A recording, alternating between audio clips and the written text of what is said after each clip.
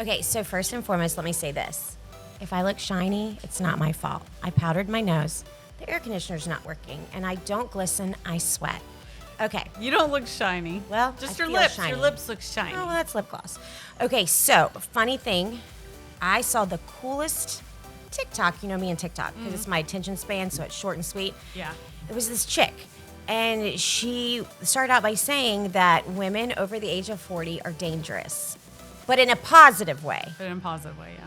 Because once you get past a certain age, for many of us, a lot of us at our ages now, even older than that, we've raised our kids. We've done everything we're supposed to do. We've focused on everybody else but us, right? Yep. So then as you get older, though, you get this attitude, and we can't say bad words on the podcast, but it's that zero tolerance policy. We can insert a different word if we want. Well, wait till you cross. You're almost there, but wait till you cross the 50 mark.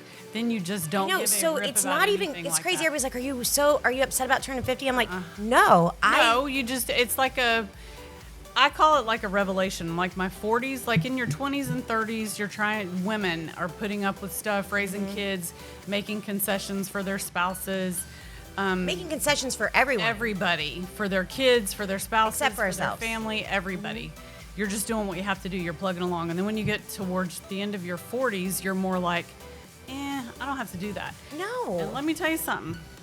52-year-old Lori Lori is not gonna 5.2. do a thing I don't want to do. Well, If I don't want to do it, I don't give a shit. I'm not doing it. I think too, and I know people think it's cliche, but until you've lived it, I can promise you one thing: it is not cliche. No, it's like a switch gets thrown in you, an awakening Well, where and you're like, it is an everybody- awakening. Your kids grow up and move on. Spouses, either grow together, morph and change, or divorce, or die, or whatever happens. But at the end of the day, you've got to do what's right for you. Right. So I think that's where people think it's like some kind of a midlife crisis. It's not a No, crisis. it's not a crisis. It's an awakening. It hasn't been a crisis for me at all. It's worked really well. Because it's actuality, we get lost. Women get lost. I mean, if you really stop and think about it, I can get really deep here, but you get married, and what does 99.9% of every woman do as soon as she gets married? What does she do? Gives up her own identity. Well, and she changes her name. starts with changing her last name. Yeah. So a name that you have had for forever that is so ingrained in you and who you are, Yeah. all of a sudden, it's not that name anymore. Yeah. And now I look back and think, why do we do that? I don't know. Because society told us we had to? I don't know. Because I'll be honest, I will always be Shayna Stanfield at heart. And I think what happens is as we get older, we realize who we were and what we gave up. And I would give anything up again for my kids. But now I'm kind of like, wow, it's exciting. No, it is exciting, and I agree. I think this time in my life where I'm at right now is like the most peaceful time ever. I love being at home. I love doing my own thing. If I want to go eat dinner somewhere by myself, I can.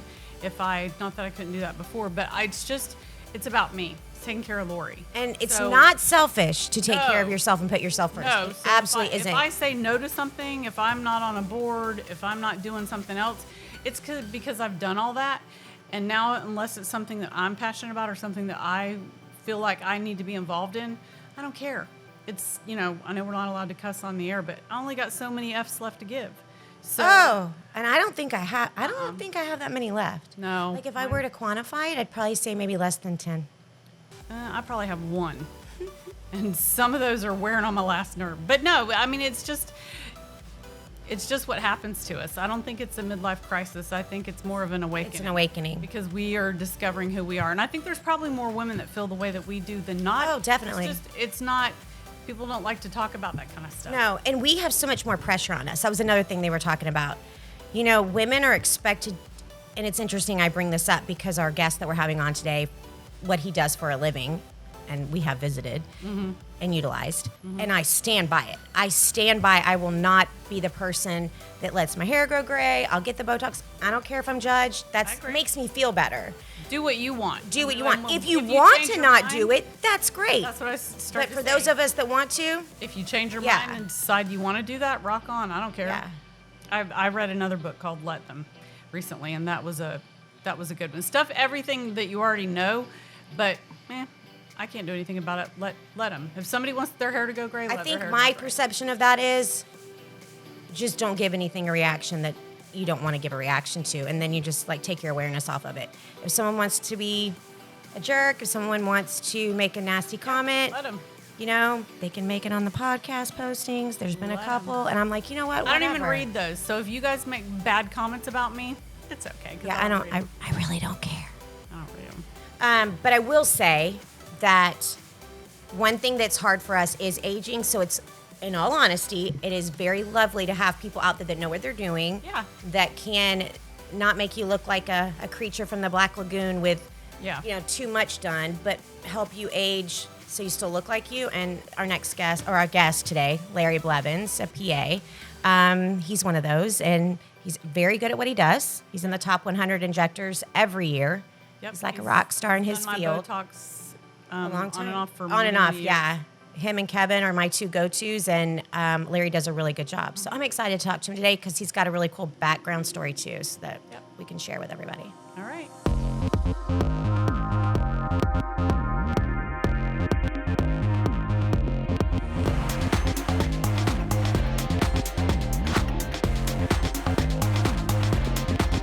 Welcome to the Style Podcast, presented by Plaza Cadillac and Plaza Lincoln, where our drive to be the best starts with you. Welcome to the Style Podcast, presented by Plaza Lincoln and Plaza Cadillac. We'd also like to thank Disability Consultants and Lake Center Home Care. Joining us today is one of our friends, Larry Blevins. Larry is the CEO, the founder, and a PA himself of Village Institute of Plastic Surgery. And Shayna and I have both, We may or may not have, got some stuff done there before. So we're excited to have you here today. Welcome. Thank you. Thank you very much. I'm excited to be here. It's funny. We know you personally, good friends. Our injector, you're always in the top 100 injectors every year, so you're known everywhere for things you do. But I kind of want to start at the beginning, and let's talk about the Larry Blevins prior to you becoming a PA and a rock star in the aesthetic industry, and how you got there. So let's talk about that. Okay. Oh, how I got there. Well, I grew up in Virginia in the middle of the Appalachian Mountains. Big family, huge family, probably 250 plus cousins. Really? Yep. That's a lot of What, did y'all draw names at Christmas or what? Yeah, it's funny. There's like 4 or 5 pages of Blevinses in the phone book, and then my mom's side is the Hall family, which has about 4 pages itself. So That's hilarious. a lot of family. And my dad, this is unique. My dad was in the Army, grandfather, all the way to the Revolutionary War, all Army. And I have I did Ancestry, and then I've got all of their enlistment paperwork, so it's kind of neat. So I just had a pride during Persian Gulf. I joined to kind of just get moving. My father had passed away when I was like 17, going into my senior year. So I thought, well, my mom then kind of raised 3 kids on minimum wage, which was tough. Mm-hmm. I'm sure she got some kind of insurance money, but I just knew that she had to live, and I couldn't take that away from her. I had a small scholarship for college that I got injured. I was going to lose that in a year, so I just said, you know what, let me just join the Army, see what it's about. I just joined for reserves, and then I was going to come back home, finish college, and I just loved it. I really loved it. It just fit me. It was very physical. I already had a family that was a lot of discipline, and, it was a rigorous life growing up there, so I fell in love with the Army. I enjoyed it. I started out as a medic, and then I went as a medic, I went E1 to E6. I went through Staff Sergeant. My last job, I was a Staff Sergeant. I won NCO of the Year for the Medical Corps in the Army, which gave me an opportunity to pick where I wanted to go to work. So I went to work for the Southeast Regional Medical Command, which is a command, it was a general, and it just gave me exposure to the way men should carry themselves, leadership. It was just a doctorate degree in leadership. So I got into PA school, went to PA school. You spend 6 years as family medicine, and I loved family practice, but the war broke out. I deployed, and all the soldiers when we were deployed would always, if ever I went on a mission with them, they're like, oh, because they call you doc in the Army, even the medics are doc. And they were like, doc's with us, then we're going to be safe. Everything's going to be okay. So after my first deployment in Iraq, because I was there during the invasion and, the initial invasion, when I came home, I knew I was going to go back. And I just had that fear that some soldier would be injured and I wouldn't be able to repair them. So I went back and got a general surgery fellowship where my specialty was penetrating trauma, because they had these new things called IEDs. Plus we had gunshot wounds, a lot of burns. And I did trauma for probably 3 years, and it was Iraq and back, Afghanistan. It was a lot of deployments. And it was just a lot. It was 36 hours on, 8 off, 36 hours on, and then I got 48 off, and then back to 36 on, 8 off. And it was not, if you add up the top 5 trauma centers in the U.S., like Miami-Dade, Bentagh, Cook County, if you add up the top 5, all the trauma they saw in a month combined, we doubled that in 2 weeks, because it was during the mosque bombings of 05, 06. And I had the phone that, you could call home and talk to your mom. You've been injured, you're going to go home. I promise we're going to get through this, but here, if you want to call your mom, your wife, your father, and just have a conversation. So I got to where I was listening to those every day, and it just started weighing on me. When I got home, and all these soldiers would say, they were more interested in how the scar was going to look in the end more than, say, internal bleeding. And I would always say, when we get home, I'll fix that. Don't worry. We're going to get through this. When we get home, I'll fix it. Come see me. Well, they started to come and see me. Like when they got back, they literally came. Well, what it was is, they would have, maybe I'm not exactly that, well, even those exact people that I said that to found me. But let's say you had like an IED, you had some shrapnel that had a big scar, or you got a burn on your face, or a gunshot wound. You just never knew. But they would come and ask me to fix that, but I didn't quite know how to do that. I knew how to suture, of course, and I knew how to do maybe like a dog ear on a closure, but real scar rejuvenation I didn't know how to do. So I applied for an additional fellowship in plastics with focus on scar rejuvenation. And that's where I learned how to do lasers, using Botox even then for like the contraction of the scar. If they would have a large divot, either fat transfer, or maybe we would use filler for that. And I just found, if you can do scars, the aesthetics came super easy to an extent. You had to have an aesthetic eye, which I always had that artistic thought. I think I find the most joy in aesthetics because it's a merger between cosmetics and art and medicine. And when I actually first got out, I had started a company that I was working with wounded warriors, to where I would just do a contract job here in Florida where any wounded warrior could come and I will fix their scars. It was a little different on the outside. When I was in the Army and started finally doing aesthetics, I was booked out for 6 months, a year at a time. And then I get out and no one knew who Captain Blevins was, this big aesthetic guy.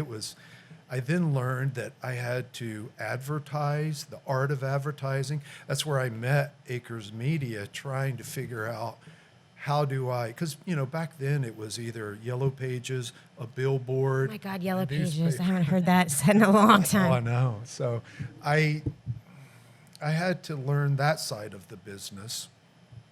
But I moved to Florida, met a girl, decided, hey, let's have children. I raised 3,000 boys in the Army, And then And God said, I'm going to give you yeah, three girls. yeah, 3 girls, which changed me. It brought me back to, I was pretty hard. I mean, I was military. I did my whole adult life in the military. So I was kind of a tough guy. And Was it a brought me around. Was it a hard transition when you got out, because you know that there's still a need and there's still all of this stuff going on in the world, but you're back over here where everything seems to be normal somewhat again? I get that question a Adjust? lot. And I think when you put 20 years into something, whether it's fighting for your country, spending, I don't know, in the Army, you don't get paid overtime, but an average week for me, 80 to 90 hours. So I think for me, when I finished, I felt like I've done mine. I don't really want to worry about that. I don't want to go back. And now, I got 3 girls. I got to try to figure out how to. Yeah, navigate that parenthood as a, Navigating children in general. yeah. Yeah. So it was. I've loved the trail that I've made, I guess, or the path. It's definitely been adventurous for sure. Even in aesthetics, when I first started in aesthetics, it was, make sure you go to this board certified, or you just didn't have that role where I fit in, which every time I would call a plastic surgeon clinic to say, hey, are you looking for someone? They were like, they like to do cut and sew, which is understandable. That's what they were trained to do and what they did. Aesthetics I did a formal fellowship in aesthetics, and we have a formal fellowship in our clinic. Aesthetics is something that you don't learn in medicine. Now, you learn the anatomy, you understand the physiology, the medications transfer, but the techniques don't. That's stuff you've got to learn on your own, which I had a beautiful opportunity. The military had an open check for me because no one did that in the military. Of course, you had some dermatologists that had lasers, but there really wasn't someone that did scar rejuvenation. So I can say I received some incredible training that wherever I wanted to go and train for, say, a week, I would come to Sarasota for Dr. Fez's clinic, who taught me lasers, advanced injectable stuff. And the Army it was a beautiful relationship. I felt like I gave a large part of my life. And I was always the one, because I wasn't married, without children. And when a battalion would get deployed and their medical officer they had to have a medical officer. And there was this big board that would say, Army. So in the PA world, in family practice, we had maybe 250. In derm, there was maybe 50. Orthopedics, 50. Emergency medicine. In trauma and general surgery, there was 2. Oh, wow. Me and one other guy who wasn't deployable. He had a child that had a disability. So, and when any Ranger battalion or anyone was deploying, they're like, ooh, I'll take the trauma in PA. So it was just a lot of deployments. I don't know if that kind of got off track. No, it didn't, What I was talking about, but No, it's I think in interesting. the end, when I finished, I was good. You were done. I was good. We're going to take a quick break, and we'll be right back in just a moment with Larry Blevins. Plaza Cadillac in Leesburg invites you to experience our most iconic lineup ever. Lisa Lyric, the best-selling luxury EV in the U.S. for only $429 per month. Or choose APR as low as 4.4% and savings of $2,000 on our 3-row XT6 or remaining 24 XT5s. Because at Plaza Cadillac, our drive to be the best starts with you. Highway 441 across from the Leesburg Airport. Welcome back to the Style Podcast. Today, joining us is Larry Blevins. Thank you so much, Larry Blevins, for joining us. We are so excited to have you, as we said earlier, because you're one of our favorite people, because you like to keep our faces frozen. And I kind of want to talk about that, because I think it's taboo, and some people flinch at it, and people say, oh my gosh, it's something you shouldn't do filler, you shouldn't do this, you shouldn't do that. I'm all pro all of it. Anything that can keep me looking younger. But how do you think it's changed over the years?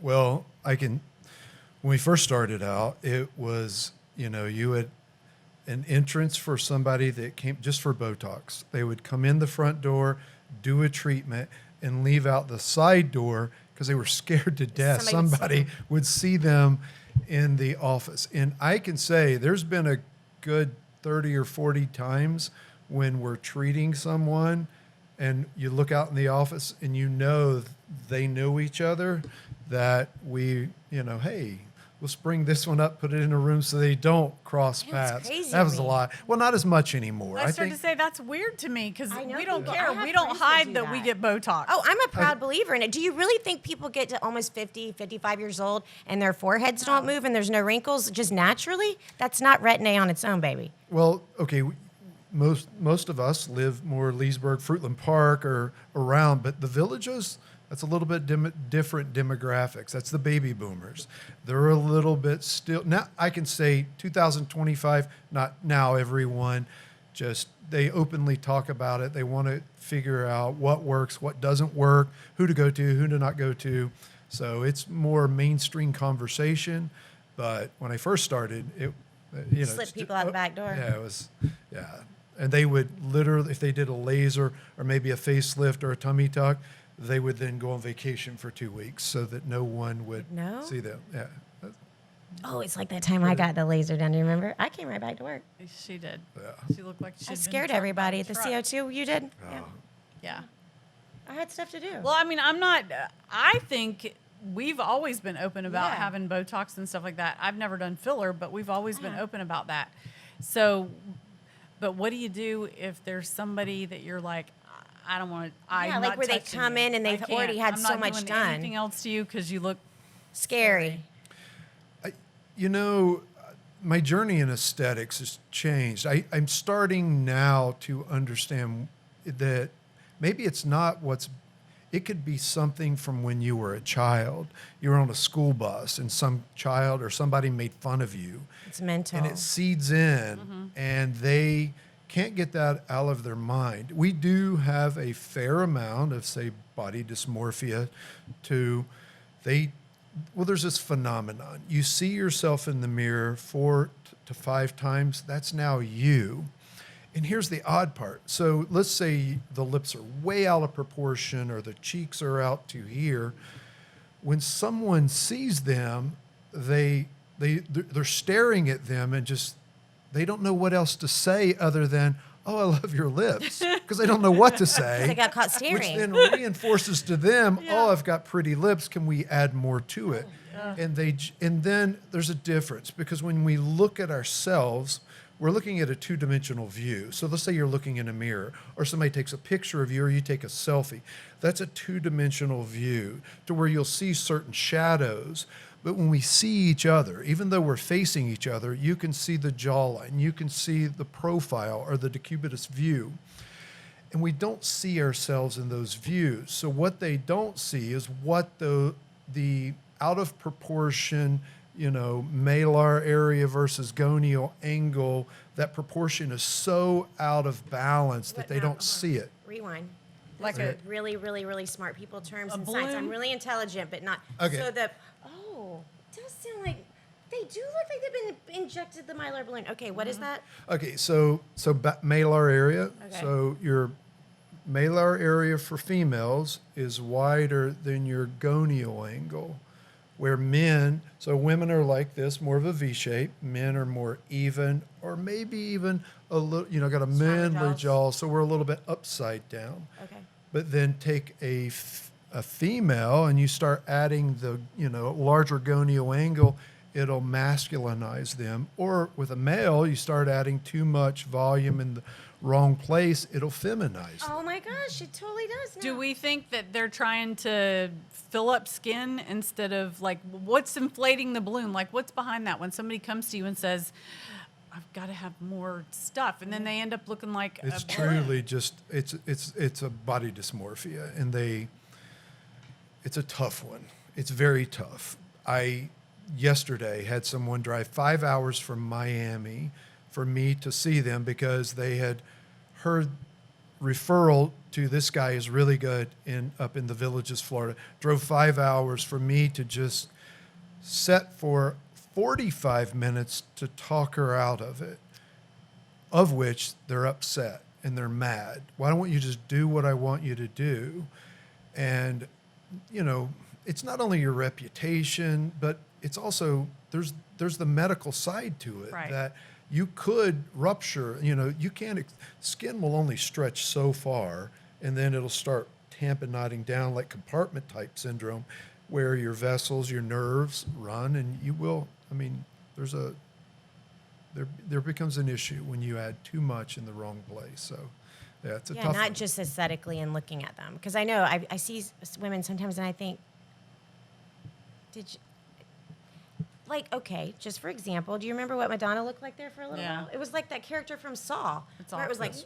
Yeah. and I'm like, oh my God, I would tell you. I'd be like, Lori, You stop think I it." wouldn't tell you? I know you would tell me. I think there's a normal set of what we'll call phi balance, or Yeah. we'll say OG curves. So we want to be convex, concave, convex, concave. And those are the flow. And if you have a little more of an OG curve, anything with a little bit of curvature to the eye is pretty. So they feel like, I liked it when I put, first off, I'll say this, filler does not last a year. It lasts more like 3, 4, 5. Now there's certain parts of it that'll break down 9 to 12 months. But a patient, let's say you do filler in their cheeks and it really lifts and kind of, it looks good. They like it. They get a lot of compliments. What does the provider will say? Come back in around a year. Well, they'll come back at 9 months, and a large percentage of that is still there. So then they'll put more filler in.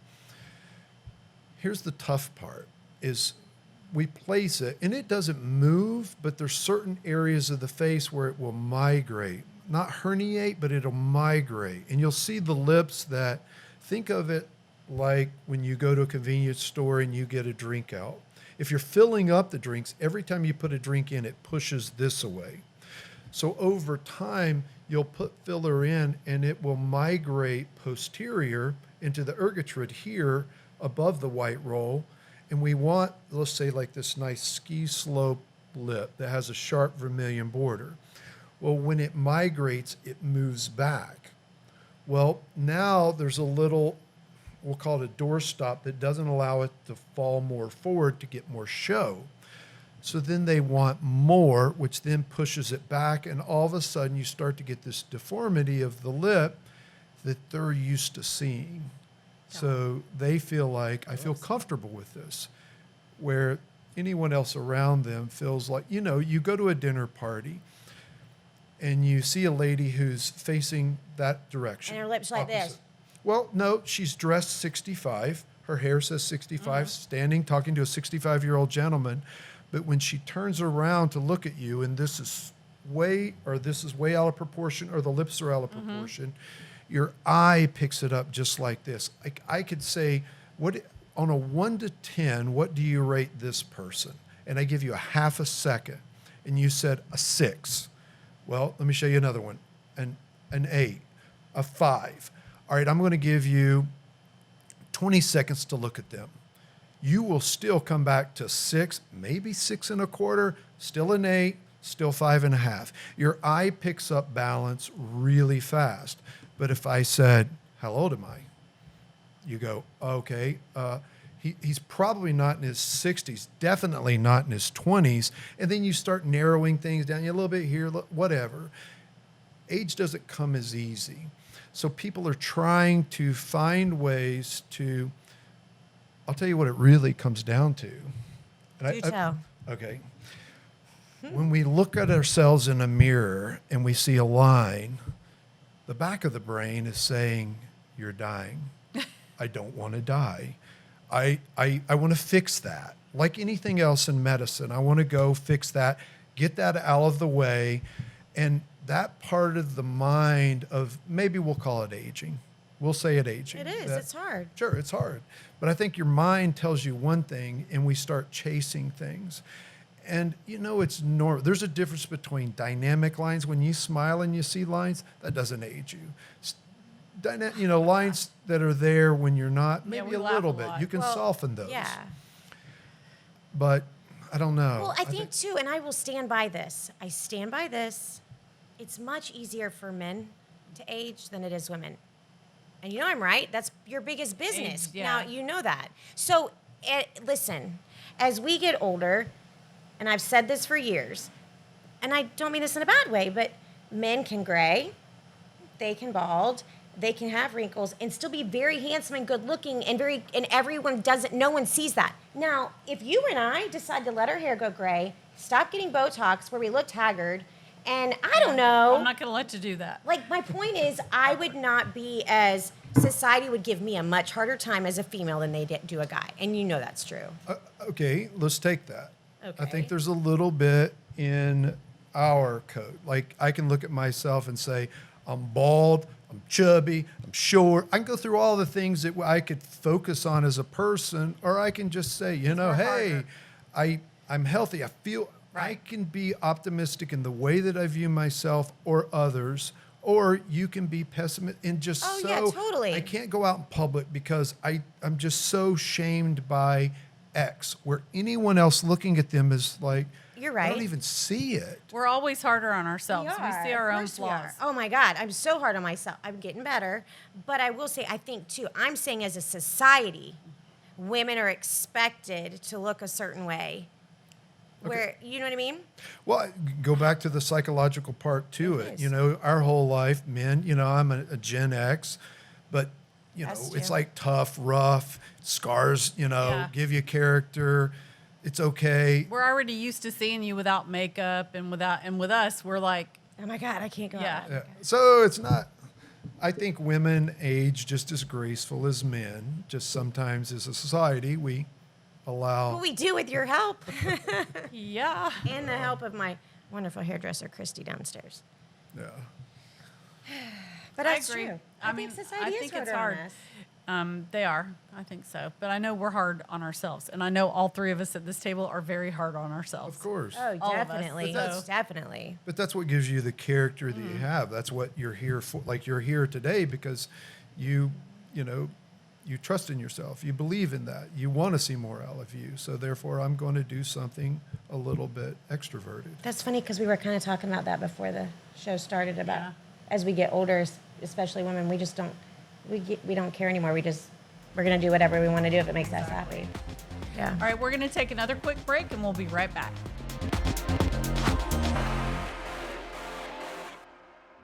You pay what we pay during the Lincoln Employee Pricing Event.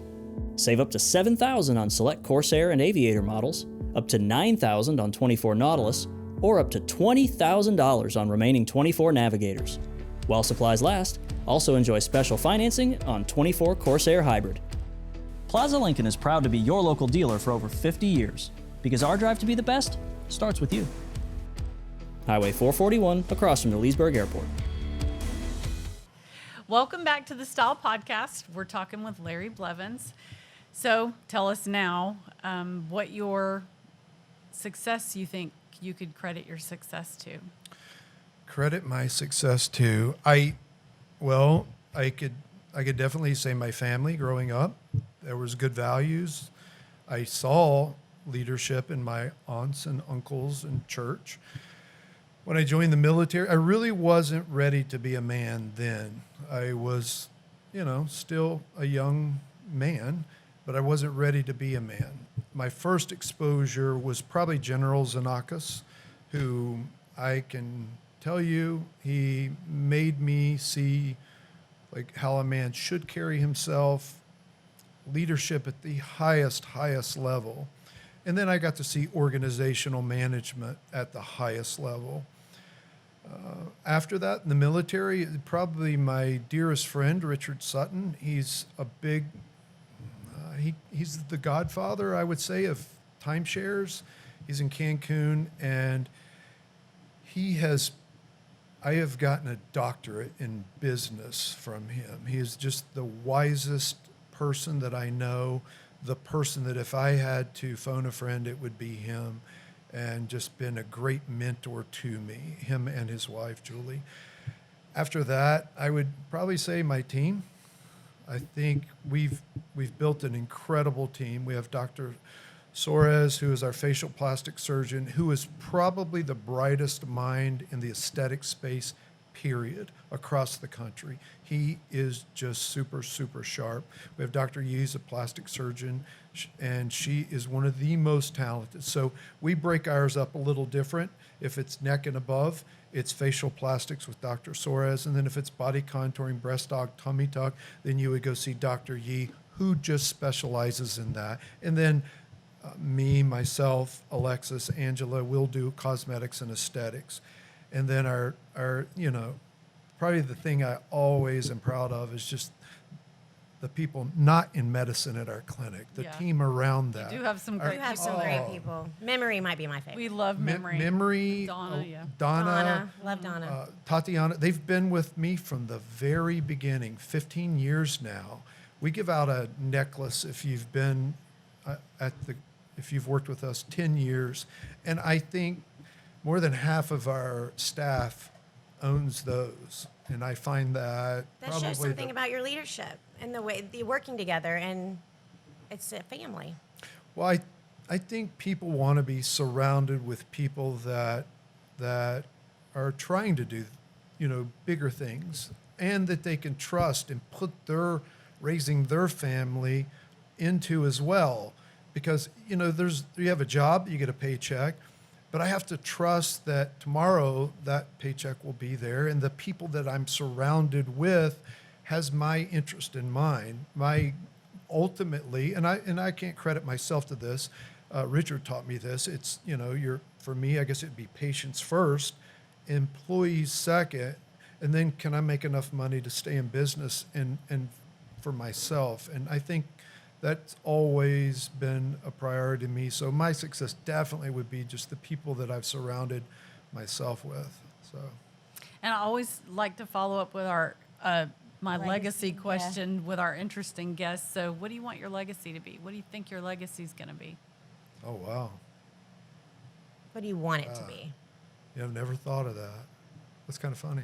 I remember my dad saying, "You never know how popular you were until you die." How many people show up to your funeral? Yeah. I don't know.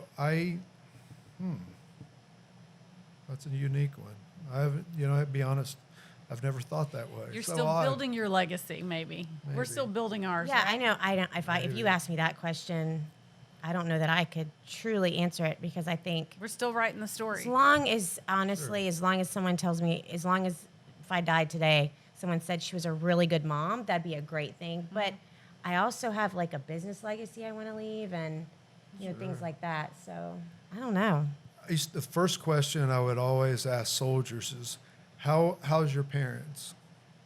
And you would find that, like you said, your biggest legacy, you would want your children to say, "I'm proud of mom," or "proud of dad. I'm proud to be a part.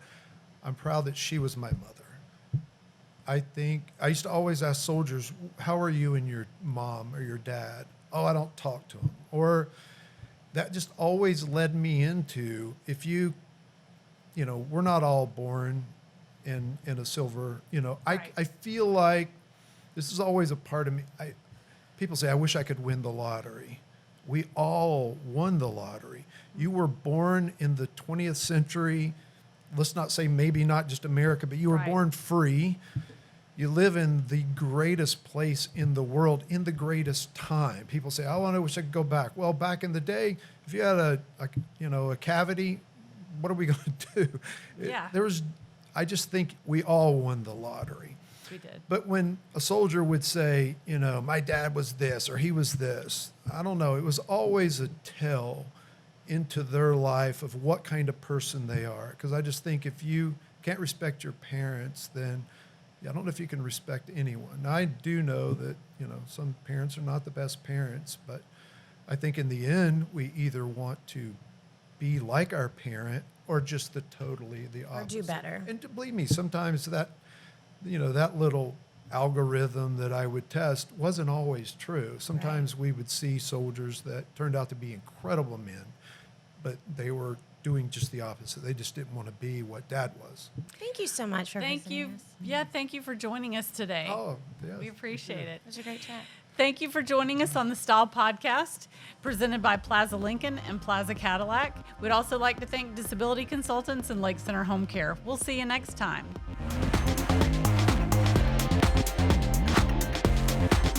This has been the Style Podcast, presented by Plaza Cadillac and Plaza Lincoln. Get all the Social Security disability benefits you deserve with disability consultant Jeff Bell. Our experienced Florida certified ADR handle claims on a contingency fee basis, meaning you don't pay unless we recover money for you. We have established a strong reputation as a firm that cares and provides the best care to its clients. Call us today or visit cbell.com. That was fun. It Of course, was. We're friends with Larry outside of Yeah, he's been something like this. doing our He off and Botox on, and stuff between forever. Kevin, that's who I've always gone to, and for other things too. And he's a great human. It was really, really cool to hear about his Army background and things like that. So, I yeah, think he was so a lot too. of fun. Yeah. That was fun.